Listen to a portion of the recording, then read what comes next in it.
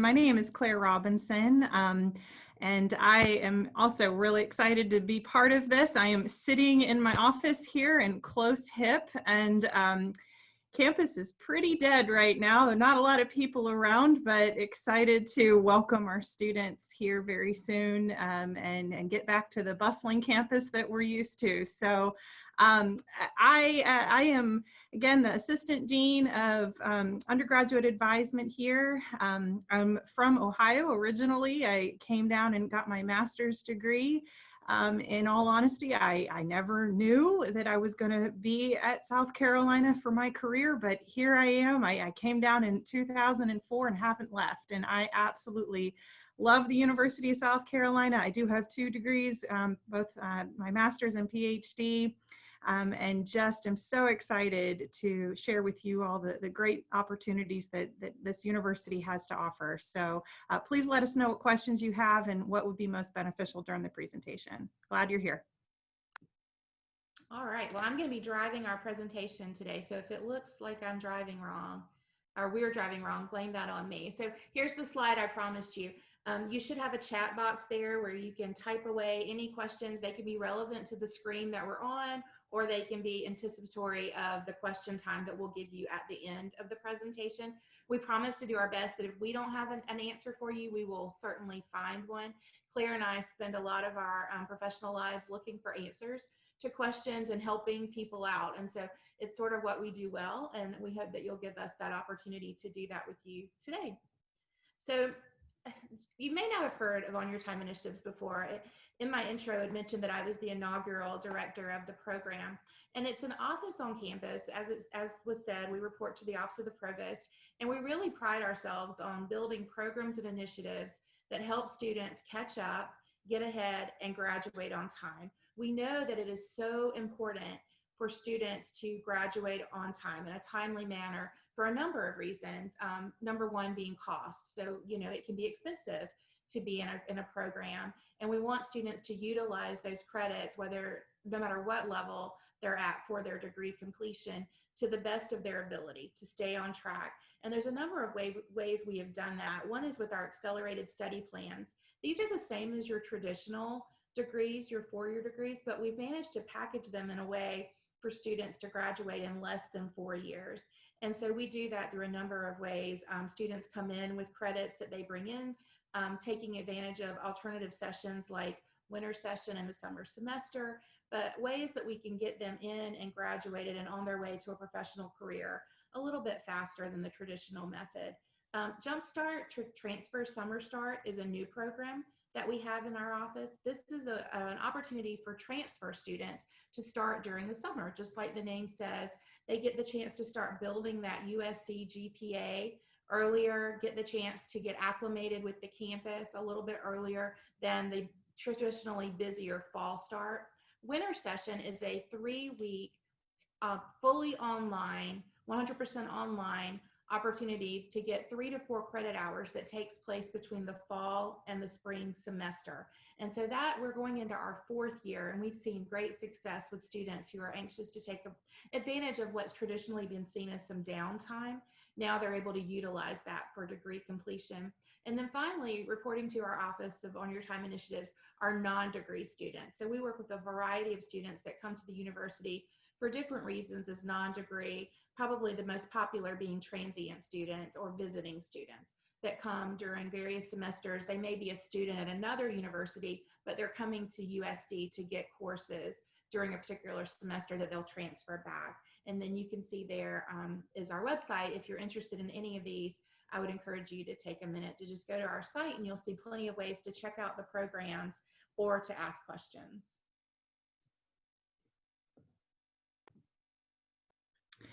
Okay, so I'll share a little bit about academic advising and the Office of the University Advising Center.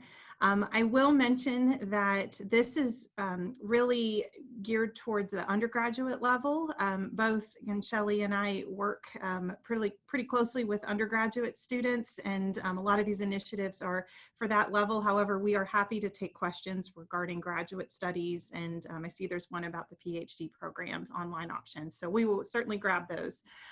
But so one thing to know is that every undergraduate student and graduate student for that matter will be assigned an academic advisor. At the undergraduate level, the majority of those are professional academic advisors, and this is a fairly recent development for our campus. Just within the last 4 or 5 years, we've really seen a professionalization of this role. And why that matters is that you then have a full-time dedicated staff member to you as a student to help you navigate curriculum, resources, high impact practices, opportunities for involvement, so on and so forth. And this person's available year round. Their entire job is to help set up students for academic success. And we've just seen a remarkable increase in student satisfaction by having this kind of dedicated professional who's there to help you succeed. So in addition to having a assigned academic advisor who's knowledgeable of your major and degree requirements in the campus at large, we also have a set of advisors who do what's called exploratory advising or help students with major exploration. So, we have a lot of degree programs, a lot of majors. Sometimes it's hard to really know what is a good fit, and that's okay. These advisors are trained to sit down one-on-one with you and talk through your interests and help you identify what might be a good fit. So if you've got any, inklings that maybe you'd want to have that discussion, your exploratory advisors are a great resource. We also want to make sure that you're connecting with faculty. We have premier faculty, world-class faculty who are at the top of their game, writing and researching, and the more connection that you can have with the faculty, the better. And so we have a series of ways that we connect you with faculty to make sure that you can learn from their expertise, get good connections, get good advice from the faculty as well. And then we also have a series of online resources, such as a live chat. So if you've got a quick question or a long question that you want to ask, you can hop on our website, sc.edu/advising, ask an advisor a question, and you'll get a response during the normal work week. And if you do it after hours, you'll get one as soon as the office reopens. We have a series of video modules for students, anything from exploration to self-assessments to if you're thinking about a field in the health profession, lots of video resources for students that you can access at any point. Checklists, things for you to think about, and then again, kind of those self-assessments to help you do a little bit of introspection, self-reflection, and figure out what might be a good fit for you. So all of those things and more are at the Advising Center website, which is at the bottom. Thanks, Shelley. Yeah, and this is just a quick visual to remind everyone that we have 11 colleges and schools, about 90 majors. If you factor in concentrations into those majors, it's over 144. And so a lot of opportunities to learn and get a robust education here. So again, this is where your advisor is going to help you understand all of the nuances of the different degrees, the requirements, and then again, if you're looking to explore, we've got resources for that as well. Thanks, Claire. So those are a little bit about what our offices do. These are some opportunities that are throughout the university for if you're looking to come back to USC, and it can be anything from an undergraduate to a graduate course. As Claire mentioned, there are a variety of undergraduate programs. We also have nearly 200 master's and PhD programs across the university. We have continuing education, which would be not for credit courses. Those do not require an application to the university because they're not for credit. You're going to see that these courses are more for personal interest, and that some of the ones that they offer are grant writing, project management, paralegal studies. And so that they have their own site where you can go and look and see their application process there, but that is not to be admitted to the university in the same way as you would for a full credit course. You can also do non-degree courses. As I mentioned before, those report to our office. There are programs that are at no cost. If you are a senior citizen, which is calculated as 60 years and older, and a resident a resident of South Carolina for 1 year, then you are eligible for free tuition through the University of South Carolina. You do still have to apply and be admitted to the university. There's a process there, and that can actually be for credit or not for credit for credit or as a non-degree student. You can do that. We have students that pursue many degrees as a senior citizen doing free tuition at the university. I will add that fees are not covered, so I want to be upfront with that from the beginning. It is a free tuition program, but there are still other fees that all students do have to pay. But I think now more than ever, the opportunities at USC are just so broad. I sat down and was thinking about what the different ways are that we offer. You know, there's undergraduate and graduate, degree, non-degree, credit, not for credit, at a cost or free. And with each of these, you'll find that there are various application processes. The lengths of the programs can be different. Some require standardized testing to get into the program, some do not. There are many different ways into the programs, and so that is where you'd want to work with a specialist within each of one of those areas and get to know the people that are involved in those offices. They are just like we are, and that they thrive on working with people, and that's that's really the core of what we do, is working with people. So I would encourage you, if any of these are interested, certainly reach out to us and we can give you a head start on where to go for more questions. But just be aware that there are endless possibilities, and I'd have to say that each of these are rewarding in their own way, and I would certainly encourage you to look into them.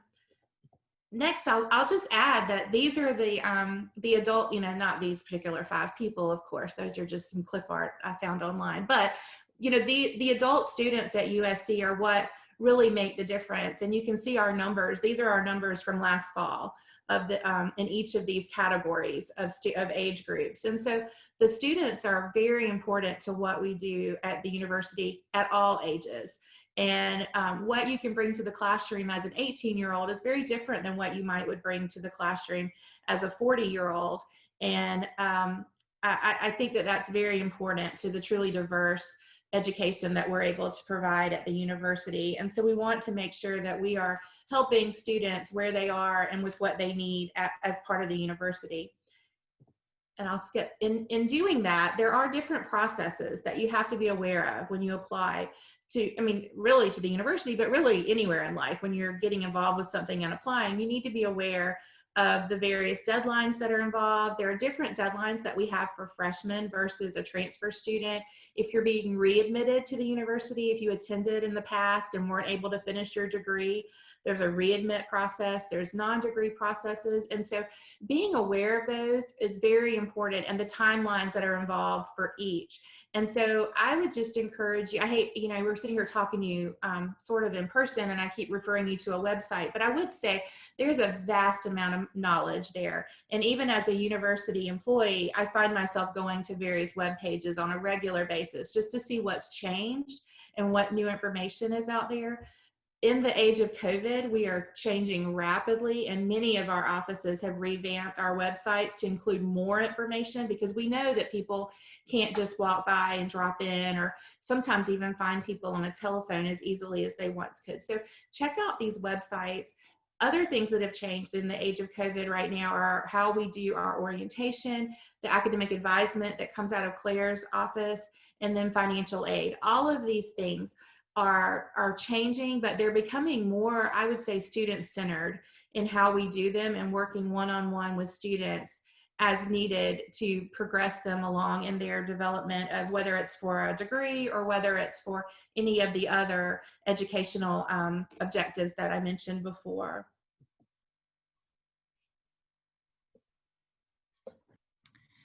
Okay, so obviously each of you may have your own interests and motivations for, possibly pursuing continuing education at USC. One special note though, if you have credit from another institution that you're hoping to transfer in, there are several considerations that you will want to take into account, and you probably want to do a little bit of homework.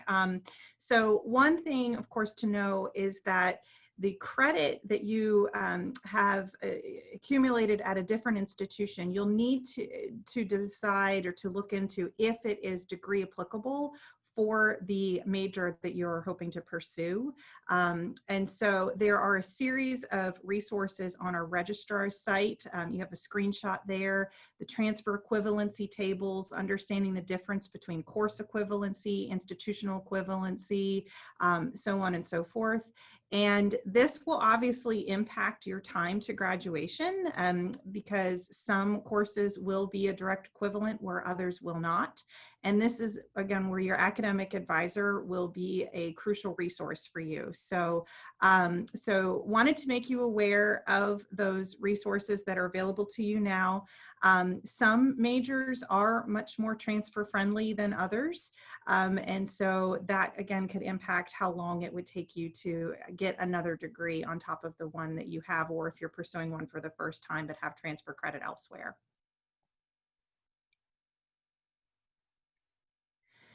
Another thought, as you're thinking about continuing ed, maybe some of you have exactly in mind what it is that you're hoping to pursue, and the experience you're hoping to gain, whereas others of you are a bit more exploratory. Regardless of where you fall on that spectrum, really one of the movements we've seen in higher ed is thinking about kind of these areas of interest. And so here are 5 kind of primary buckets in which we start to think about curriculum and think about major pursuit, degree pursuit. And they fall into things like social sciences and communication, health and wellness, business, humanities and the creative arts, and then STEM, our science, technology, engineering, and math. And so, the benefit of thinking about kind of where your interest falls is that this will be a primary driver of kind of what major you decide to pursue. A lot of students immediately enter a conversation like this with career in mind, and obviously that is a huge motivator. We certainly think about our careers, and that is a big driver of the kind of education we pursue. But then if you back up a step, then you often enter major exploration. So you've got career exploration, then you enter major exploration. And of course, that's that 144 number. There's a lot of majors, there's a lot of curricula, there's a lot of things that, you got to think through as it relates to major. But then if you back up even one step further, you want to think about interest exploration. And your interest exploration is really, what is it that you're interested in? And not the weight of these words that label a major or label a career, but where are your general authentic interests? And that's what this is really geared towards. So Shelley, if you'll hit the next slide for me. So what you have here are what we call major orbits. And so these are a mixture of majors from across our colleges that are surrounded, in this example, around business. And you see some in the red that are highly prescriptive, then in the blue, moderately prescriptive, and then in the green, pretty flexible curricula. And so if you have an interest around business, you'll want to think to yourself kind of what's your motivator? Are you interested in a highly prescriptive major? These are going to be ones that are not as transfer friendly, that maybe you'll take a little bit more time. Or are you really interested in more of a broader scope? And so the nice thing is that it's not a one size fits all. There are lots of different majors and curricula out there that will get you towards a goal of business. And so if you go to one more slide there for me, Shelley. Great, thank you. And so we've done this for all of these major orbits. And so you see things like the social sciences, communications, those majors are not going to be as prescriptive. They're going to be more flexible. And so just to, again, think through what kinds of continuing education opportunities you're looking to pursue, break it down into course career exploration, major exploration, but at the most fundamental level, your interest exploration. And don't get bogged down with just these one-word labels that we, have such connotation to them, where again, you can reach your goal in a lot of different ways.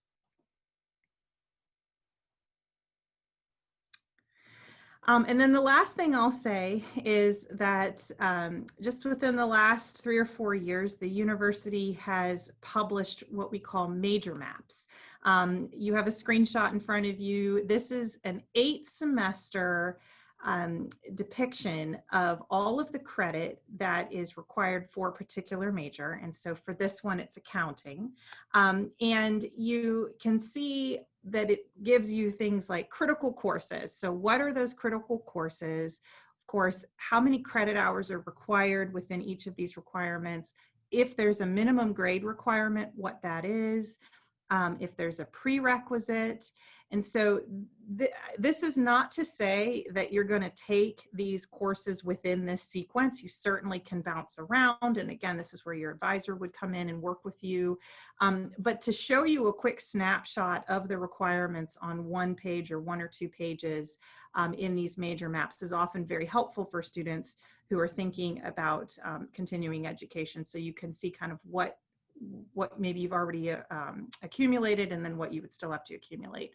And then if you'll hit the space bar there, Shelley, we should have a zoom in, hopefully. There we go. All right, so this is just a quicker zoom in so you can see what these major maps entail. You can access these major maps on the academic bulletin, again, at the undergraduate level, and they're just really helpful resource for you to be able to see these different requirements.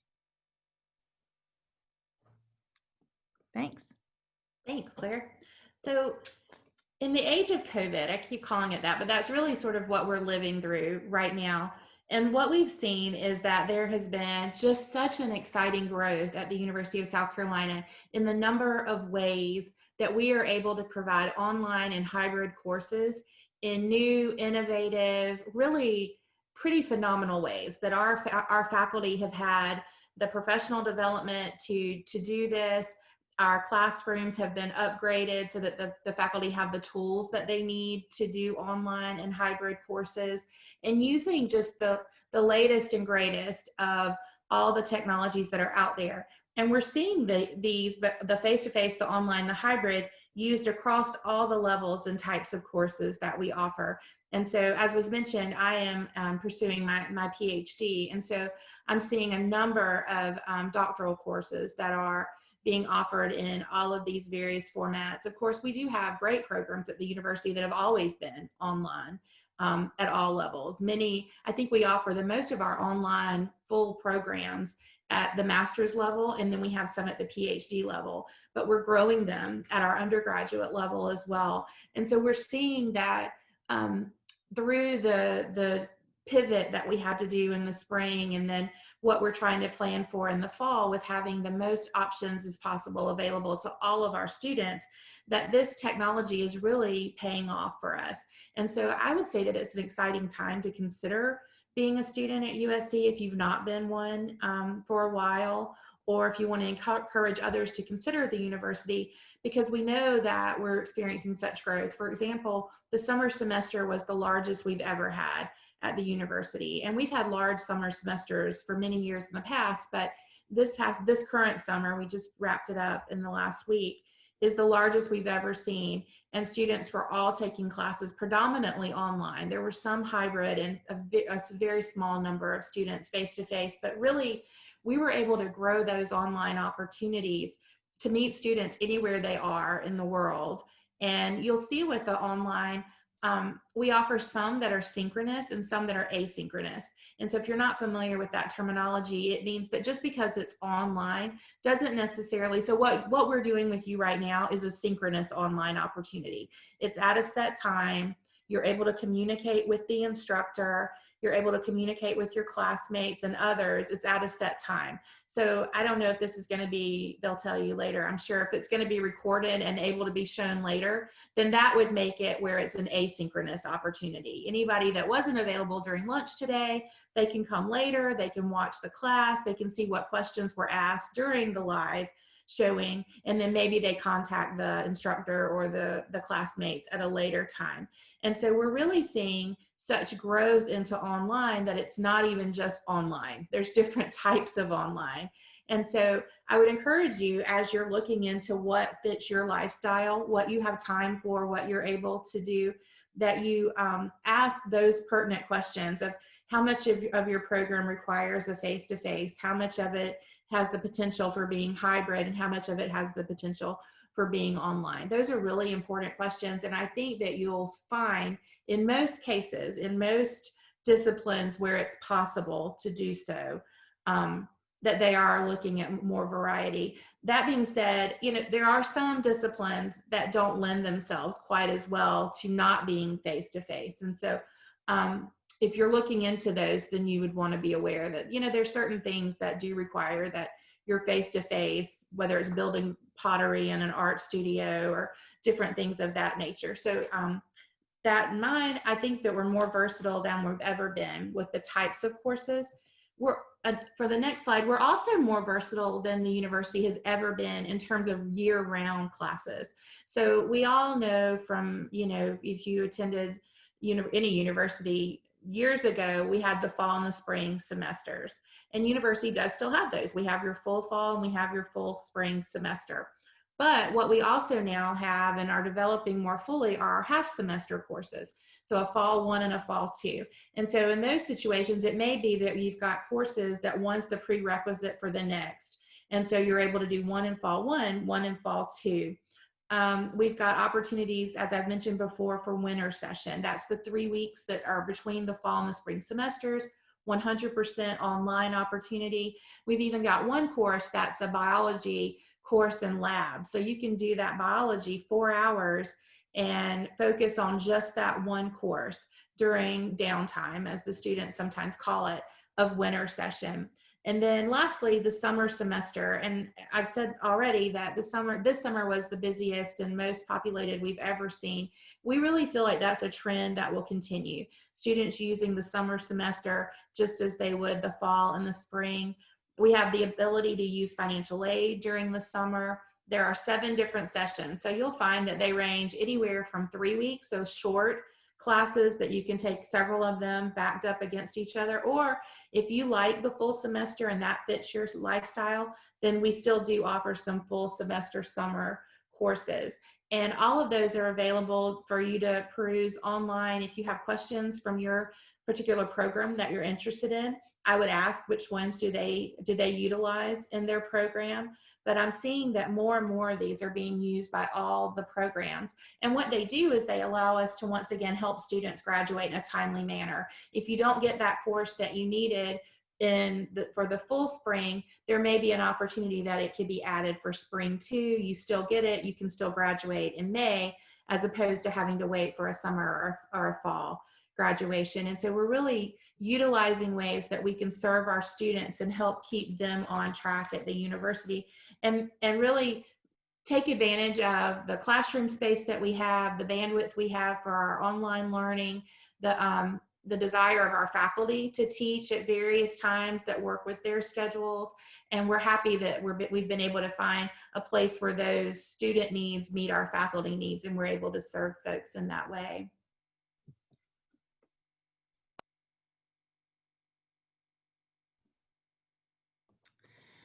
Okay, so as we start to wrap up our presentation, just wanted to reiterate and let you know that in addition to our 2 offices, there is a robust network of student support on our campus.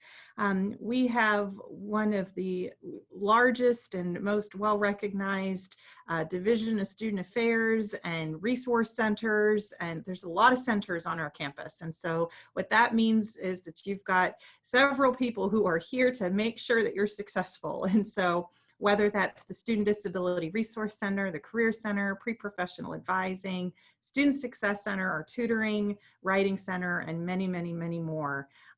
If you have a need, there is very likely people who are ready and willing to meet with you, and most, if not all of them, have now moved into an online format in addition to face-to-face. And so it's easier than ever to connect with people who are in these support offices. So certainly encourage you to do that.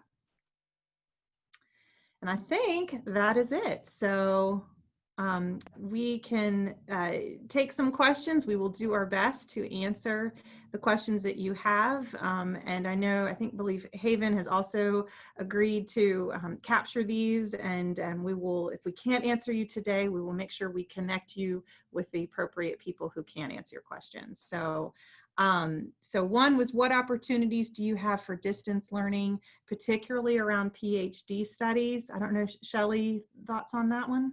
Yeah, I know we do have programs. I know there's an EDD program in education, and they've had great success and are growing that program. But I also know if you go to our graduate school, and they have, they have a website just like the rest of us. So if you go to the graduate school's website, you can search and look for programs that and how they're what instructional methods they use typically. But as I mentioned before, during these times, almost everything has some opportunity for, if not fully online, then at least a hybrid opportunity, as we work really hard to reduce the number of students in a classroom and reduce the opportunities to spread this virus. So I would encourage you, if there's a particular PhD program that you're interested in, to contact them directly and say, what are they doing during these times? And if you want to email us, our email addresses are right there. If you wanted to email one of us, I would be happy to help you if you want to, on the side, reveal which PhD you're thinking about and help you navigate the right person to find. Thanks, Shelley. And then our other question, does the university have continuing education for updating and maintaining teacher certification as non-degree status? Our Office of Continuing Education, they are approved by the as our university's headquarters for doing continuing ed credits. And so I know that they offer opportunities in which you do not have to be admitted to the university as a student of the university. That would be through the Continuing Education Office.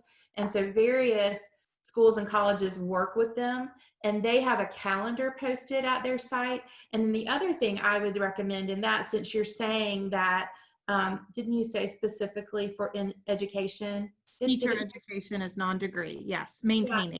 Yeah. I would contact our the headquarters in the College of Education and ask them that question. And again, if you want to email me on the site, I can give you the folks' contact information for there and see when and where they're setting those up. Perfect. And I'll just place in the chat, I believe it's Lauren Sanborn, the person who was asking the question about the certification. They have a person here who really is very knowledgeable, so she would also be a good contact. So I just put that in the chat. Okay, next question. What advice do you have for someone who is interested in a career shift that would require another bachelor's degree, for example, engineering? So I might offer a few pieces of advice, and then Shelley certainly weigh in as well. This is you. Yeah. Well, so first of all, it's exciting, right? I mean, it's exciting to think about a career shift. It also can be overwhelming. What does that mean? How long will it take? What are the certainties? What are the uncertainties? And so I think my advice, again, this is where individualized advisement is the best way to proceed, where you can sit down with someone for an hour or longer and really dive in, talk about the coursework, talk about your career interests and aspirations. think through what credentials you have or the requirements you've already met, how long it would take, and are you going to do it part-time, full-time? Every student's circumstance is so unique that the best way to proceed is just to have a good one-on-one conversation and explore all of those different scenarios. So that would be my main advice. I also think, again, that it's, we work in academia because we love it.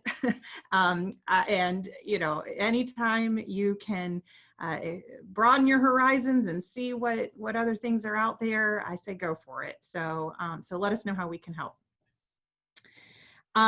Next is, what fees and tuition are charged for PhD programs?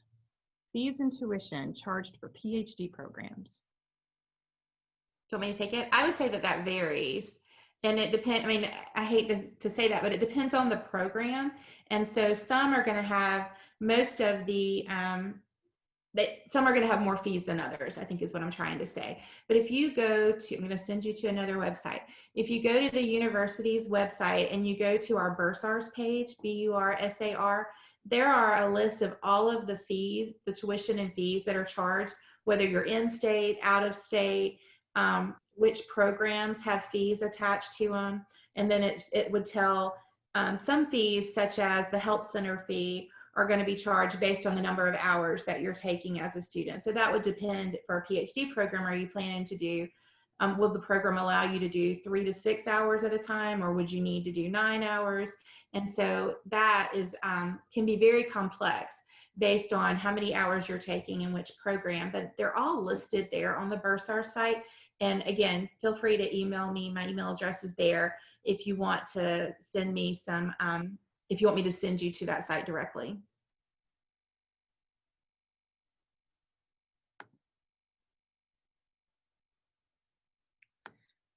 Okay. Advice for someone going back to school part-time while working, but their program of study requires an internship. Would they be able to have that requirement waived and do something else in its place? And yes, thank you for putting the fee link there as well. Shelley, do you want to start? I don't have anything to add for that, Claire, but I know that your folks would have a way of advising for that. So I'm going to shoot it. Yeah. So again, I mean, it just depends. It depends on the program. It depends on the internship. It depends on the requirement. Would they be able to have it waived and do something else? It depends. There's no one answer that I can give. It will result in a conversation with you and your advisor and your particular program. Some are obviously very strict, and you have to have certain experiences in order to get that credential. And others, you might be able to work something out, petition, have a certain experience count towards that credential. So it will really depend on the kind of program you're pursuing. And so this is, again, where you'll want to speak with your advisor. Would you recommend a graduate certificate or a graduate degree? And what are the differences? What do you think, Shelley? I mean, I guess I actually considered this personally, that's why I'm kind of debating it in my head. I don't know if you can see the thought bubble above me, but I feel like it just depends on what's the end result that you want from it. Do you want that deeper dive into the subject, or do you feel like getting the certificate would be appropriate? In my particular situation, I was thinking of adding a certificate in statistics while I was doing the PhD in ed policy. And so it would have been the deeper dive, of course, for the PhD, but here's the statistics that I was learning as well. And so it would depend on what do you want to do with it. Therefore, how much time and effort and money do you want to put into it? So I would say that's where it's important to ask people who are already doing, if you see somebody who's doing what you want to do and, hey, I want to do what that person's doing. And I do this a lot in my personal life. How did you learn about that. How did you get, do you wish you had done it differently? I think that anytime we're doing any of these levels of degree, there's a big commitment, not just in money, but also in time and energy. And you have to do your homework and do some research. And just because it's offered doesn't mean it's right for you. And so a vague response, I'm sorry, but it would just be, what do you want to get out of it? And do you want that deeper dive or not? Do you want the degree that comes with it? Fair enough, Claire? Did that? Yep, I agree. I agree. Absolutely.